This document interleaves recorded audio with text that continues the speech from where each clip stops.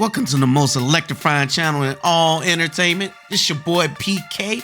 Thanks for coming back, guys. Today we're going to talk about some cards from Yu-Gi-Oh! And the Phantom Rage core set. This set is going to be so good. It's going to bring support for all kinds of different archetypes that we love, from Raid Raptors, Phantom Knights, Exceed Dragon, Rank Up, UAs, FAs, Prank Kids. Oh my gosh, just on and on. Today we're going to talk about Infernity. Oh my god, one of the strongest archetypes from back in the day is getting support. I don't know what else to say, but let's get right on into it. First card we got here is from the new archetype from Infernoble Knights, and it's a new synchro. It says when this card declares an attack while equipped with the equip card, you can target one face-up card on the field and destroy it. During your turn, except the turn that this was sent to the graveyard, you can target one warrior monster you control, special summon this card from the graveyard, but treat it as a tuner. And if you do, equip that monster you control to this card as an equip spell that gains this effect. Equip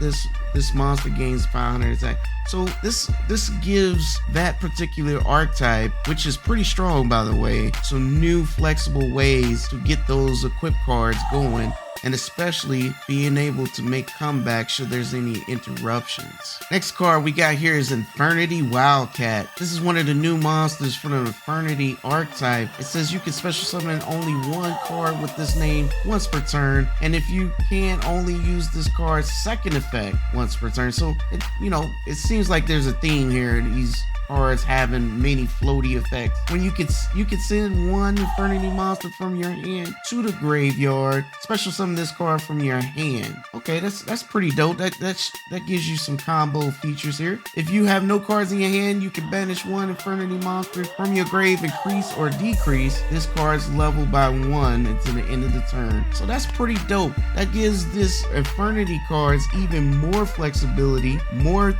options to be able to put monsters on board for those synchro plays, and including Exceed plays. Next card we got here is Infernity Conjurer. He's another level 3 Dark Fiend, and man, there's a theme here. You can only use this card's name. Of course, the same thing. They have two effects. You can only use them once per turn. Doesn't look like they're hard once per turn. That's another broken thing for Infernity. No hard once per turns. Man, if you have no cards in your hand, your opponent's monsters lose 800 attack. Okay, if this card is in your graveyard, you have no other cards in your hands, you can special summon this card but banish it when it leaves the field. So this is automatic.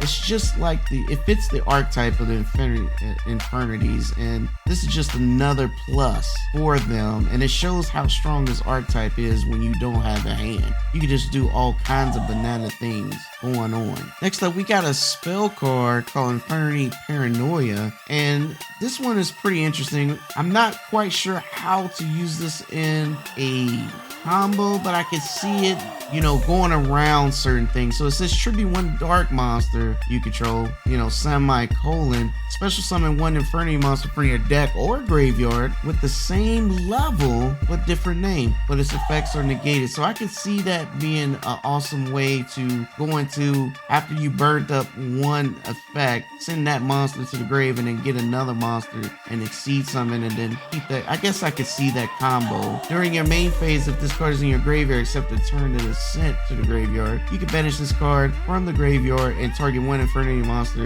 in your graveyard added to your hand. Okay, another recovery, which is already good. This archetype is already strong, has one of the best counter traps in the game with no cost. Just having these type of cards on the board when you need to trigger something, and then you have these recurring cards. This I can see this being a threat in the future. And for one of our final and only trap cards, we got Infernity Suppression. This is interesting. It says you can only activate one card of this name per turn. If you have no other cards in your hand, you can activate this card the turn it's set. So this is awesome. It says the turn it's set. That means if someone's gonna Nibiru you, you can actually negate Nibiru on the same turn that you search and put this card on the board. When your opponent activates a monster effect while you control an Infernity monster, negate the effect, and if you do, you can inflict damage to your opponent equal to its level times 100. I can see that. That is insane. So you just gave Infernities a way to get around the bureau and make their ridiculous boards and then say go, and probably have more than one barrier sitting there. That is nasty. And Konami knows what they're doing. They trying to get people to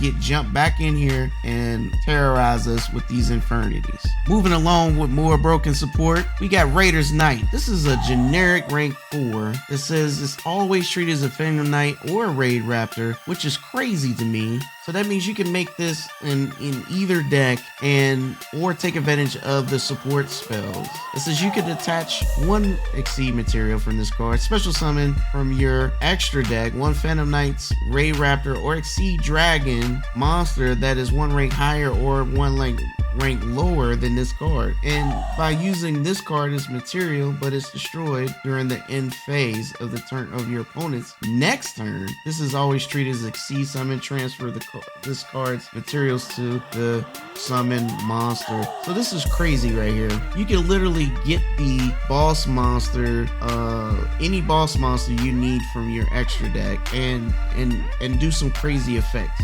because this is too flexible and it's generic. So that means any deck can play this card, any deck, and you could grab all the combos are limitless. And it's crazy that in 2020 we're getting such powerful generic Exceed monsters such as this that allows us to do crazy plays. Just imagining what you can do with this. Okay guys, this is the last card, and I'm gonna tell you, this is my favorite. I am a big fan of the machine types. This is my favorite type, and when I see a boss monster like this, I get super excited and I want to figure out ways I could throw it in every deck. And by the way, this monster is easy to summon, and it is broken. I think it's broken. I mean, yes, there's no way you're gonna be putting 2 level 12 monsters on the board to Exceed summon this, but the other way this is going to work is Exceed summon it by the other method. And let me read this. It says once per turn, if an Exceed monster battles that turn, you can also Exceed summon this card by using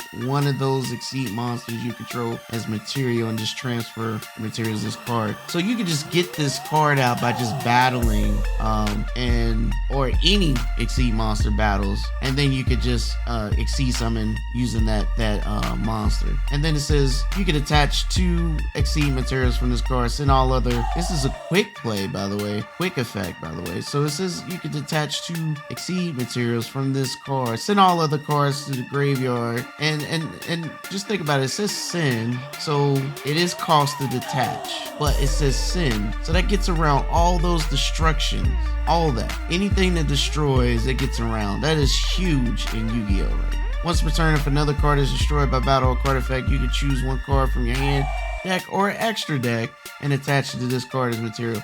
So this card regenerates itself. It regenerates itself, but the main thing is it's saying I'm gonna go for game. I'm pushing for game. When I summon this, I'm going for game. Or I'm gonna set up a board. Either way, I can see all kinds of decks using this, from Raid Raptors to Burning Abyss. All kinds of decks can take advantage of this particular card. Anything that uses Exceeds or can spam Exceeds on the board will be able to take advantage of this. I'm hoping I can take advantage of this because this is dope. I want to put this in Cyber Dragons, honestly. This is probably one of the best Exceed monsters I've seen in a long time. Phantom Rage is definitely going to be a set that you want to probably buy a case for. I'm just saying. I'm not saying I will, but I'm saying that it's definitely one of those kind of sets it's looking to be. And there's still more to come. Anyways, thanks for coming through, guys. Please electrify that subscribe button and see you next time.